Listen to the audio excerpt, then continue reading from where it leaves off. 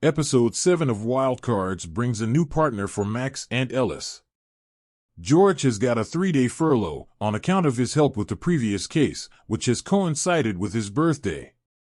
The daughter-father duo are all set to spend quality time with each other until Ellis calls for help. JJ, a teen boy Ellis' brother Daniel was helping, is in trouble.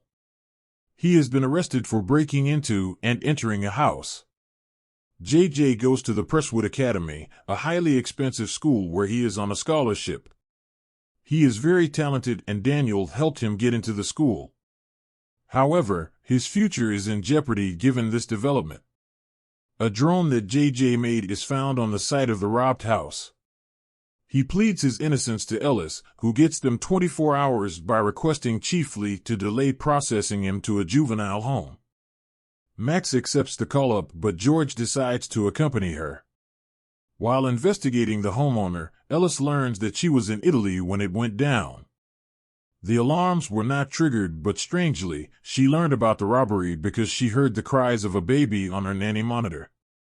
Dana, the principal of Presswood, does not cooperate with Ellis, making him take the harder, wilder way. Max and George set up a ploy where the former gets access to the school playing a substitute teacher.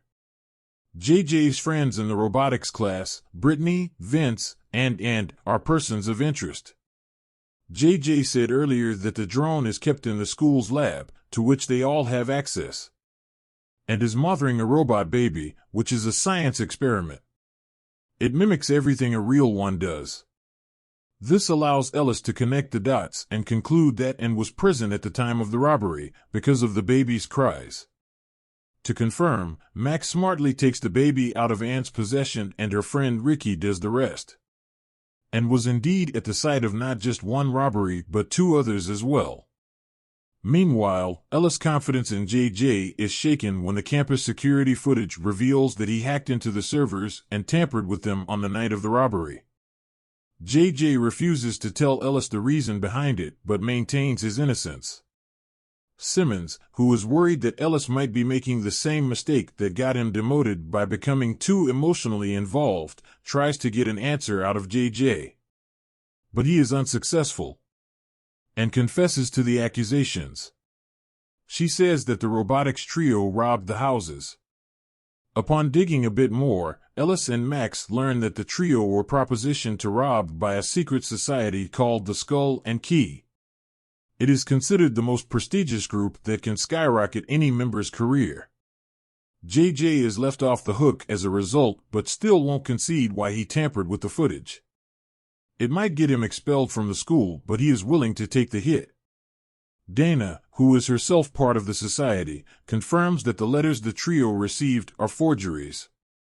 Yates and Simmons learned that the cleaning staff on all 3 robberies is the same. Estelle and Teresa are tricked by George and Max to rob again. And they take the bait. The police and the robotics trio make a plan where the latter pretends to follow the instructions of robbing the place. This way, if anyone is watching them, they won't get suspicious. The stolen goods are left at the drop-off place, a dustbin at the school. Despite keeping a watchful eye, the police are outsmarted by the mastermind. He uses a hole at the bottom of the bin to take it without alerting anyone. However, one tiny detail that Ellis observed helps them catch the mastermind. It is Christopher Day, a teacher at the school, who is about to retire. Ellis saw the bandage on his hand, which he contracted while retrieving the stolen goods, as the opening at the bottom of the bin was too small.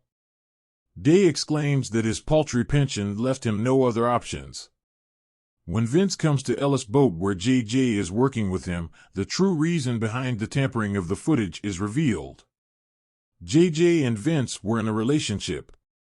Each night, JJ would sneak off to meet with him. But Vince's parents have no idea about his orientation. Hence, to protect him, JJ wouldn't divulge the reason, and it is also why Vince actively tried to protect JJ during the investigation. The episode review. Episode 7 is undoubtedly the best one in Season 1 so far. I know I have said it before, but this one feels complete, like a template that the makers can follow for the future. The weight of the drama is perfect, the characters are emotionally involved, and the pacing isn't pushy either. However, the shades of forced comedy indicate that the department needs marked improvement, although Vanessa Morgan is effortlessly charming. Her personality suits her character's traits. She breezes through her dialogue and elevates their appeal. Jason Priestley gets an opportunity to shine in this episode, and he nails it. Perhaps he should be freed from jail for the rest of the season. He has the best lines in the episode and also does justice to them. The build-up to Max's perspective about her childhood vis-a-vis the Presswood Academy culminates in a meaningful father-daughter reunion. A few more scenes between Simmons, Lee, and Ellis could have made a further impact. When Simmons gets concerned with how involved Ellis has become with the case, I feel it could have become a larger part of his character's arc. Anyway, Wild Cards has progressively become better in recent weeks, and episode 7 is the icing on the cake.